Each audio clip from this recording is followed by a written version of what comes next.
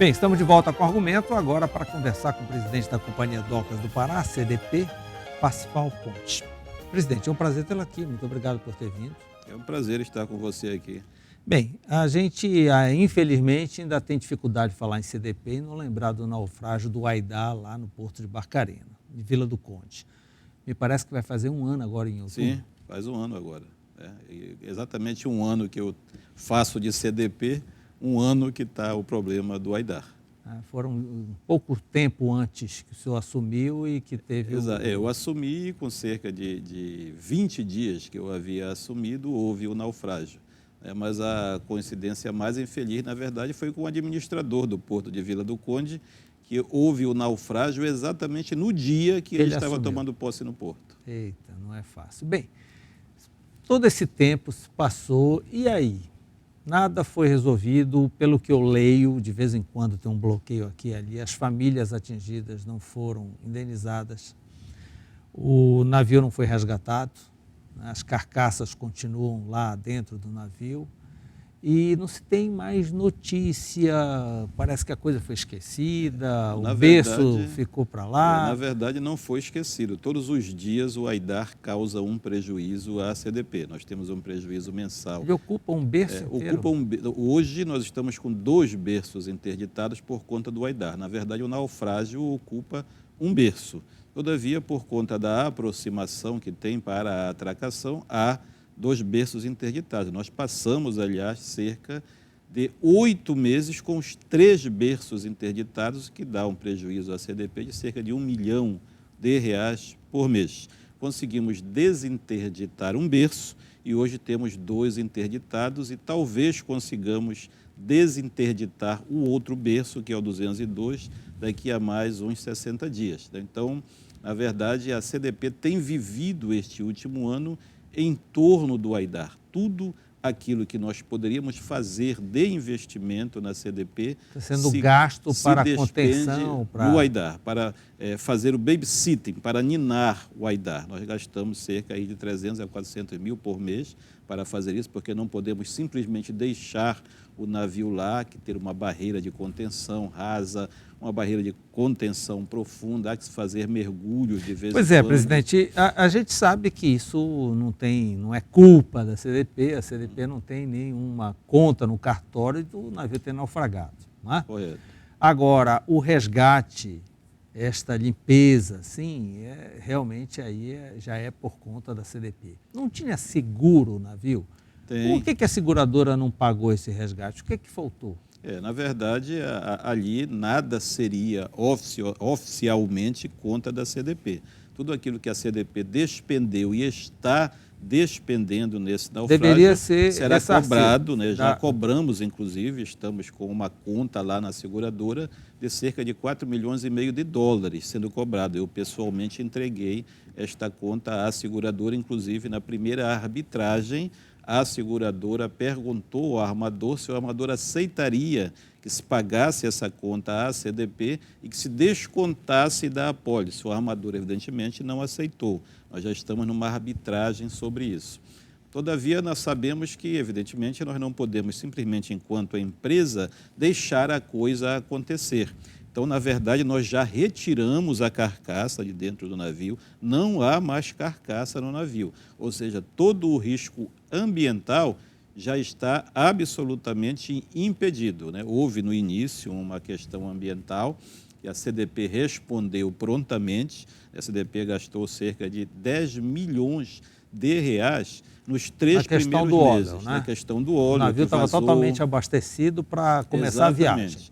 O navio estava com 700 mil litros de óleo. Necessário para atravessar o Atlântico. Atravessar o Atlântico. E foram retirados cerca de 670 mil litros, ou seja, o que vazou foi cerca de 30 mil litros. Mas foi retirado da Bahia e da área de contenção cerca de 100 mil litros, porque mistura com a água e dá um volume maior. Cerca de 150 toneladas de feno, imagine o volume disto, embebido em óleo, e aí houve uma providência, talvez, da ocasião, porque grande parte desses 30 mil litros de óleos que vazaram do navio foram absorvidos pelo feno. e nós tivemos que tirar essas 150 toneladas de feno e incinerar ali em Marituba, num forno da empresa Transcidade. Isso foi tudo feito pela CDP, tivemos que fazer a limpeza das praias, a limpeza dos mangues, tudo isso foi feito pela CDP. A retirada de todas as carcaças já foram concluídas, já não foi existe concluída. mais nada sobre Não isso. posso dizer, Bona, que nós não podemos dizer que não existe mais carcaça. Deve ter ali ainda cerca de 400 a 700 carcaças, porque elas já estão numa parte do navio que fica difícil para fazer a retirada sem um enorme perigo dos mergulhadores que fazem essa retirada. Então a CDP achou por bem parar, mas não há mais esse perigo das carcaças vazarem para fora do navio. Elas estão acomodadas numa parte, digamos, hermética do casco do navio. Mas cerca de 80% a 90% das carcaças foram retiradas e foram temporariamente depositadas em valas, que foram inclusive licenciadas para que não houvesse contaminação com o solo. E nós temos que, depois de tudo isso acabar, ainda dar a destinação final a essas carcaças. Mas o importante é que não há mais perigo ambiental, isso está contido. Presidente, para retirar o navio, que é o grande problema agora, tem que retirar para desobstruir o berço, não causar tanto prejuízo. A tecnologia de flutuação, ela é muito cara, não existe no Brasil. E por que não se usa uma tecnologia regional de cortar todo o navio lá embaixo e tirar em pedaços? Problemas, em primeiro lugar, de licenciamento e de legislação. Você cortar o navio vai impedir que o inquérito da Marinha do Brasil seja concluído, por exemplo, porque isso é um caso inédito praticamente no mundo inteiro. Já naufragaram navios em curso, em alto mar, saindo da barra, mas um navio naufragar no porto sem nenhuma, aparentemente, sem nenhuma causa, é um fato muito raro, já aconteceu evidentemente, mas é um fato muito raro. Então a legislação, ela obriga que a autoridade marítima estude isso, o que foi que causou isso, para emitir uma norma impedindo, digamos, aquilo que aconteceu. Então, esse é um ponto, por exemplo, que impede de se cortar o navio. Um outro ponto que impede de se cortar o navio é a questão ambiental. Quando nós falamos que já retiramos todo o óleo do navio, todo o óleo dos tanques do navio. As máquinas desse navio contêm dentro delas cerca de 20 mil litros de óleo. E nós não temos como tirar o óleo das máquinas, porque as máquinas teriam que ser desmontadas para tal. Ele está lá hermeticamente fechado. Mas se você cortar o navio, corre o perigo de cortar a máquina. Presidente, quanto vale hoje esse navio lá embaixo? Esse navio lá embaixo, onde está, vale pouco mais de $1 milhão, porque é ferro. Você vai vender o navio como ferro velho. Caso haja uma flutuação dele, esse que é o projeto, é um projeto de flutuação, daí a dificuldade, não há tecnologia no Brasil para a flutuação de um navio desse tamanho. Caso haja, não há nenhuma previsão?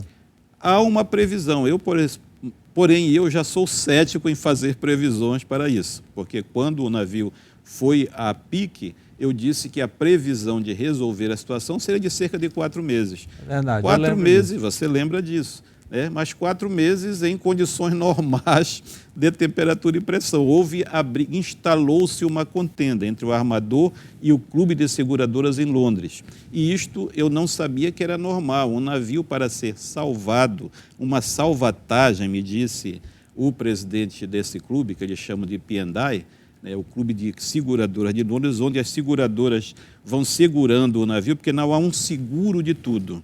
O dono do navio faz com uma seguradora o seguro do óleo, com outro seguro do casco, com outro seguro da máquina, com outro seguro da hélice, com outro seguro da carga. E essas seguradoras se juntam num clube cuja sede é em Londres, que eles chamam de P&I, ou Clube de Seguradoras. Aí se instala uma contenda entre essas seguradoras, quem paga o quê e que preço é, que no mínimo dura 2 anos para se decidir quem vai pagar o quê e quanto. E é isso que está acontecendo. O armador, dono do navio, não recebeu nada da seguradora ainda? Nada, absolutamente nada, até porque a seguradora não paga para o dono do navio, que é o armador. A seguradora paga para as empresas que fazem a salvatagem. Então veio a Mammoet Salvage, que é uma empresa holandesa, retirou o óleo, salvou o óleo. a seguradora paga diretamente para a mamãe selvagem. A seguradora pagaria para o armador se o armador tirasse do seu bolso o recurso, fizesse a salvatagem, aí ele receberia. Bem, a previsão é que o poder público brasileiro, no caso, providencie essa retirada. Exatamente. Depois da primeira audiência de arbitragem, que eu vi que aquilo iria se estender por mais tempo, inclusive o próprio presidente da Câmara de Arbitragem me disse isso, ele me falou: presidente, não espere uma solução disso em menos de 24 meses. E ele citou vários exemplos, citou inclusive do Costa Concórdia, que ficou 2 anos para ser retirado na costa da Itália, em plena Europa. E cheguei ao Brasil, conversei com o ministro, já era o ministro da Integração, o ministro Helder Barbalho, e fomos até o ministro dos Transportes, Maurício Quintela, que agora, com esta reforma administrativa do governo federal, a CEP ficou sob a responsabilidade do Ministério dos Transportes.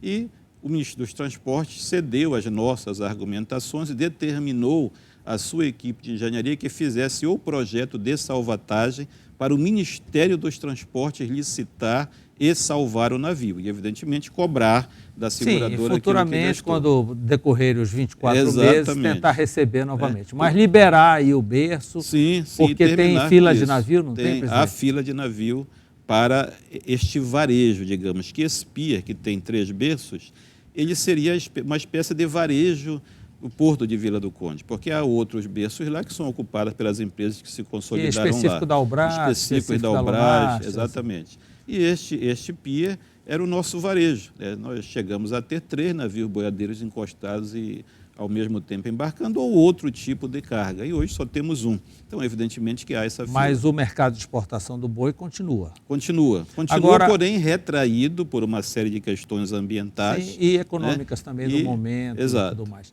Quais os ensinamentos que ficaram para a CDP deste episódio? Bona, o grande ensinamento que tem que ficar para a CDP, evidentemente, que você não pode evitar tudo, mas você tem que estar prevenido para o que vier a ocorrer. Então, nós estamos preparando um plano de contingência, né, em conjunto, inclusive, é importante que se diga, a CDP ela está numa situação financeira tão difícil, a CDP já vinha empatando. Com este problema, nós fechamos com um prejuízo no ano passado de cerca de 20 milhões de reais. Eu tive que cortar, como presidente da CDP, uma série de contratos, fazer uma série de contingências dentro da empresa para ver se esse ano nós pelo menos empatamos. Então a CDP ficou com dificuldade de atender às exigências que se colocaram para o embarque de carga viva no porto devido a este acidente. Exigências que são justas por parte do órgão ambiental, né? Para que se previna, para que se tenha dentro do porto uma empresa, né, ou várias empresas que respondam imediatamente a esta situação. Este plano de contingência que nós estamos apresentando, já estamos concluindo para apresentar a SEMAS, está sendo doado para a CDP pela ABEG, que é a Associação Brasileira de Exportadores de Gado, está custando para a ABEG cerca de 2 milhões de reais. E nós, CDP, teríamos dificuldades para pagar Agora, esse plano. presidente, o que falta para resolver o caso das famílias que foram impactadas pelo episódio? Isso é muito complexo, Bona, à medida em que é difícil você identificar quem realmente foi atingido pelo naufrágio. Sim, mas isso o Ministério Público não já fez uma relação? Não, fez uma relação, todavia, esta própria relação é contestada pelo próprio pessoal que foi atingido, porque o que ocorre, e o discurso deles é correto, né? Há pessoas que foram mais atingidas do que outras. Então, essas pessoas que foram mais atingidas não concordam em receber a mesma coisa das outras. Daquele que então, toda reunião que se faz dá confusão, né? É algo muito complexo de você precificar isso. E isso vai decorrendo aí o tempo, Sim. O Ministério Público está ciente da coisa, está participando. O próprio Ministério Público já fez reuniões, inclusive, e agora mesmo as empresas, inclusive a CDP, fizeram uma proposta de acordo para o Ministério Público Federal e nós estamos tentando fazer esse acordo. Presidente, nós vamos a um breve intervalo. Na volta eu queria falar... Bem, estamos de volta com o Argumento, a nossa conversa com o presidente da CDP, Companhia Docas do Pará, Parsifal Pontes. Presidente, como nós falamos no bloco anterior, um detalhe que é interessante entre os empresários, de um modo geral, é reclamar da alta burocracia nos portos brasileiros, para desembaraçar alguma mercadoria, alguma coisa nos portos brasileiros. e isso acaba atrapalhando o comércio exterior e assim por diante. Lógico que o Porto de Belém está incluído nessa reclamação. O que fazer para resolver essa questão? É preciso que haja um novo marco regulatório que equipare a legislação a qual os TUPs, que são os terminais de uso privado, se submetem ao porto público. O porto público hoje ele perde a cada dia que passa a carga. Para você ter uma ideia, Bona, por exemplo, o Arco Norte, que é um arco que mais cresce em carga no Brasil, por exemplo, o grão, que hoje é um dado importante isso. Hoje o grão já ultrapassou o minério. Esses portos do Pará e o do Maranhão. Pará, Maranhão e Amapá. Maranhão, Amapá e Rondônia. Também. Rondônia. Então, esses portos, eles crescem e quando você coloca o Maranhão é praticamente só o minério, é só vale. Quando você coloca grão, por exemplo, o nosso crescimento de grão de 2014 para 2015 foi 57% da produção que sai pelos portos do Arco Norte. Quando você fala em porto de Arco Norte, tirando o minério que sai lá por Itaqui, 80% representa o Pará. Nós temos 8 portos públicos no Pará. E o que acontece? Esses 57% que aumentou de saída de exportação, na verdade não aumentou pelos portos públicos. Todo mundo construiu o seu TUP. A Bung, por exemplo, tem um TUP dela. TUP é um porto privado. É um porto privado que está dentro de uma norma, de uma legislação também, só que sem toda essa burocracia do porto público. A burocracia existe, ela é verdadeira. Eu digo sempre que a burocracia do porto público, e isso é praticamente... É uma legislação nacional. Tudo, é uma legislação nacional. Ela é igual o Monte Everest. O alpinista, o cara que vai escalar lá o Everest, aí não diz que ele vai escalar o Everest, ele vai atacar o Everest, porque o Everest vai brigar com ele para ele não chegar no topo. Esta é a burocracia brasileira. O empresário, ele briga para conseguir alguma coisa com o poder público vai fazer de tudo para ele não alcançar. O porto público é isso. Para você ter uma ideia, Bona, se alguém me quer alugar uma área da CDP, nós temos área da CDP para alugar. Mas se você quiser me alugar, digamos, ali onde era o Colarinho Branco, que eu recebo todo dia 10 propostas, a CDP recebe todos os dias 10 propostas para alugar aquilo. Leva uns 4 anos para eu fazer esse processo de aluguel. E a mesma coisa acontece no porto. Além de ser mais caro, porque há vários encargos, há estiva, há os arrumadores, há o Ogmo, inclusive a MGM que saiu de Belém para ir lá para a Vila do Conde, para trabalhar com container, coloca que Vila do Conde é mais barato.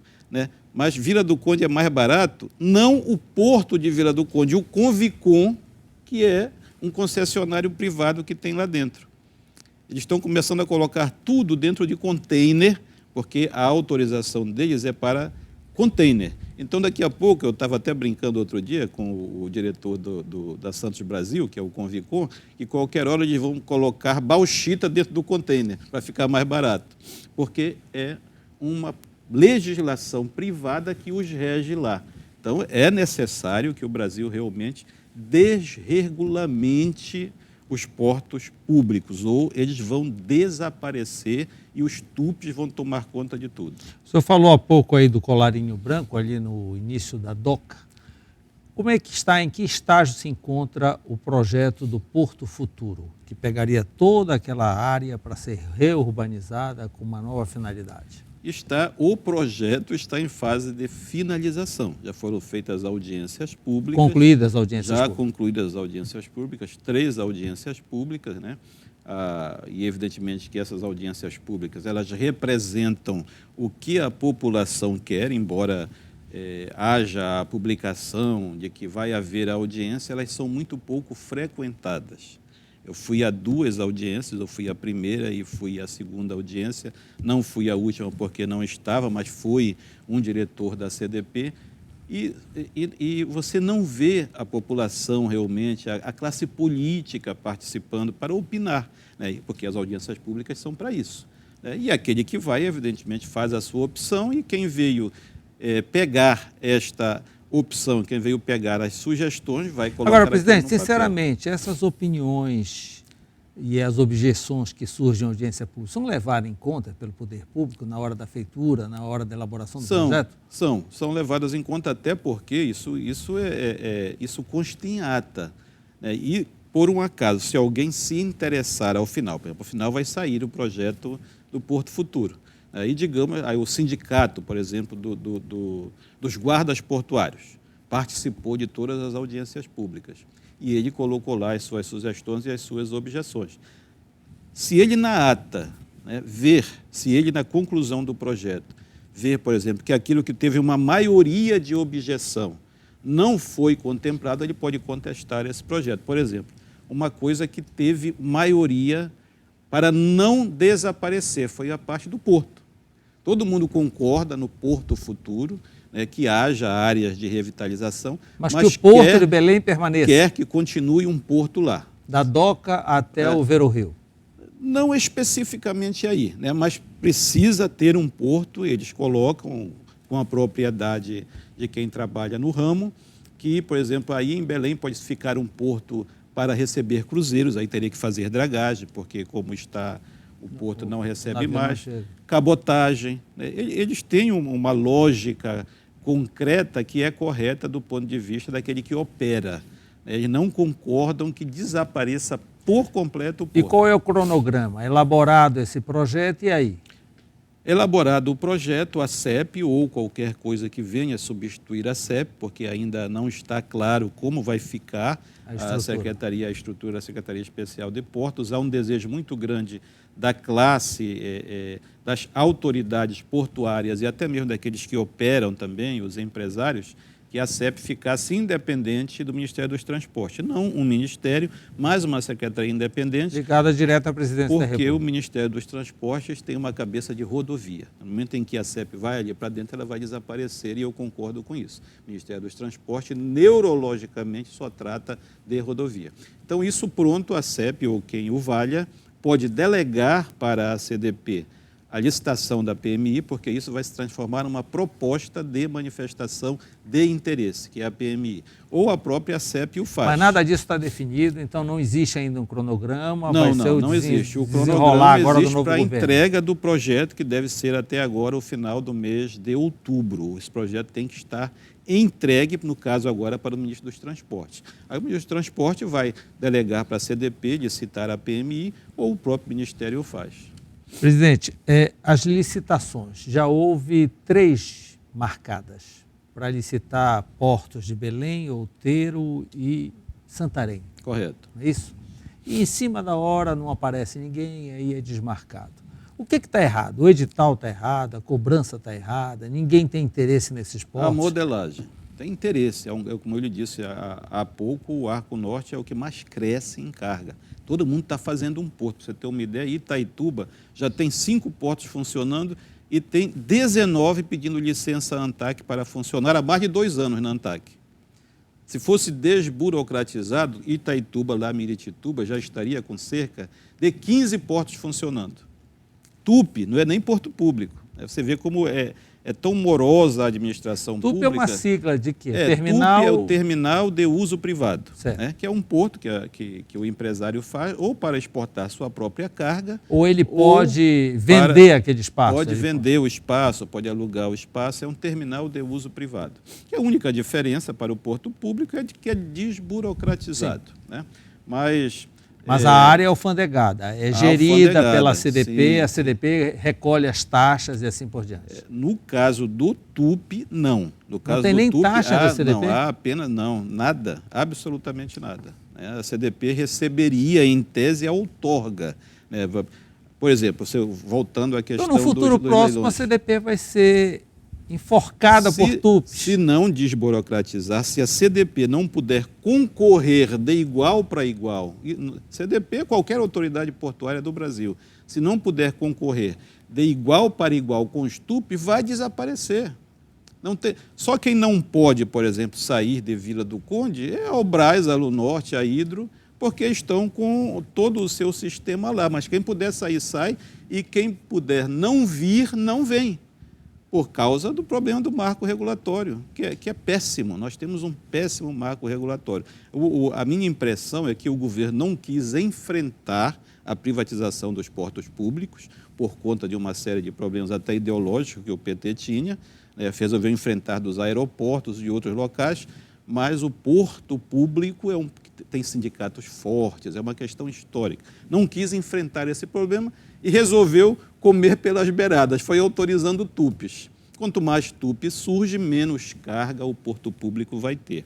Aí, o problema que você me perguntou, qual é o problema aí? É modelagem, é o erro de se fazer coisas em Brasília para valer para o Brasil todo. Lá em São Paulo, essa modelagem serve, tanto que vendeu tudo quando leiloou.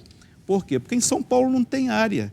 E quando tem, é estupidamente caro. 1 metro de porto em São Paulo é uma fortuna. Justamente o contrário daqui. Aqui tem área suficiente. Como é que algum empresário vai participar de um leilão desse para adquirir uma área em Santarém por 50 milhões de reais, que ele tem que cumprir uma série de exigências, investir mais 150 milhões lá, e em 20 anos não é mais dele. Ele tem novamente que se submeter a um novo processo licitatório. Mas com uma nova modelagem, tem previsão de uma nova data? Com certeza, se, digamos, a nova modelagem abdicar da outorga, está aqui o porto, está aqui a área, faça, isso vai gerar emprego. Isso vai baixar o custo do Brasil, isso vai aumentar a exportação, vai aumentar o recolhimento de imposto para o Brasil e para o Estado. Então, o senhor acredita que ainda este ano? Há a expectativa de que ainda este ano isto ocorra. O que há é uma contenda interna pela modelagem. Há aqueles que, mas não, isso aqui a gente pode cobrar ao menos 10 milhões. Eu já sou o contrário. Eu acho que se nós pudéssemos pagar para alguém vir, nós deveríamos pagar, porque isso, com certeza absoluta, gera divisas para o Estado e para a Federação. Então, nós temos que oferecer a área, está aqui a área. Tá? Constrói aí o que tu tens que construir e me paga aí um aluguelzinho por mês, porque isso vai gerar emprego, vai gerar imposto. Né? Então, as pessoas não querem se desapegar desse modelo. Esse modelo não funciona para o Estado do Pará, porque qualquer empresário compra uma área por 200 mil na beira da Baía de Guajará e faz o seu porto, faz o seu tupe. Presidente, só para concluir, aquela área da CDP na Arthur Bernardes, lá em Miramar, isso está incluído no projeto do Porto Futuro? Sim. Tem alguma previsão para lá? Está incluído no projeto total do Porto Futuro. A sede da CDP, que é histórica, também está incluída? A sede da CDP está incluído no bojo, mas, digamos, aquilo que eu pensaria para a sede da CDP e que muitos outros dentro da própria CDP concordam, que a CDP hoje não é mais funcional. Aquele prédio, como é um prédio tombado, ele... Não pode pôr uma refrigeração. Você nada. Não pode mudar nem o elevador, eu posso mudar lá. O elevador ele quebra toda semana, que é um elevador que tem 50 anos. Não tem mais a peça. Quando o elevador quebra, a gente tem que mandar fazer a peça ainda no torneiro. Então, é complicado para você ficar dentro daquele prédio. Então, aquele prédio deveria ser transformado num museu, a meu ver, e a CDP procurar, dentro do próprio porto, naqueles galpões de fronte, fazer a sua sede ali. Desalfandegar aquele galpão de fronte ali, porque nós não podemos... Se nós formos levar a CDP para dentro do porto, de um porto alfandegado, aumenta a folha da CDP em 40%. Mas lá com o projeto o Porto Futuro implantado, será desalfandegado aqueles armazéns? Aquela área, todos, sim. E a nossa proposta é que se mudasse a CDP para um daqueles armazéns. Ou fizesse... Há uma proposta anterior a eu estar presidente da CDP, que seria fazer a sede da CDP ali onde é o Colarinho Branco, que eu discordo, porque ela é uma área muito privilegiada. A CDP pode auferir muitos recursos dali. Então, aqueles armazéns que tem bem de frente, por exemplo, a continuação da Estação das Docas, aquele primeiro armazém, caberia toda a CDP ali dentro. Presidente, muito obrigado por todas essas informações. Faço votos que consiga resolver essa questão do AIDA. Isso vai ser amplamente divulgado quando completar um ano. Qual foi a data exata de outubro? Foi 5 de outubro. 5 de outubro, dia da posse do ministro dos Portos. Dia da posse do ministro dos Portos, véspera de Sírio e tudo mais. Então 5 de outubro ganhará uma mídia sem sombra de dúvida. Espero que se consiga solucionar isso. Se Deus quiser. E que o episódio tenha trazido realmente ensinamentos, né? A CDP agora está preparada para isso. Se tira ensinamentos disso, evidentemente, para não evitar, mas prevenir, talvez. Isso. Muito obrigado pela entrevista. Muito obrigado a você. Obrigado pela sua companhia. Na próxima terça-feira, a RBA transmitirá o primeiro debate televisivo com os candidatos a prefeito de Belém. E na semana seguinte, o argumento voltará sempre no mesmo horário, às 10h30 da noite. Tchau e obrigado.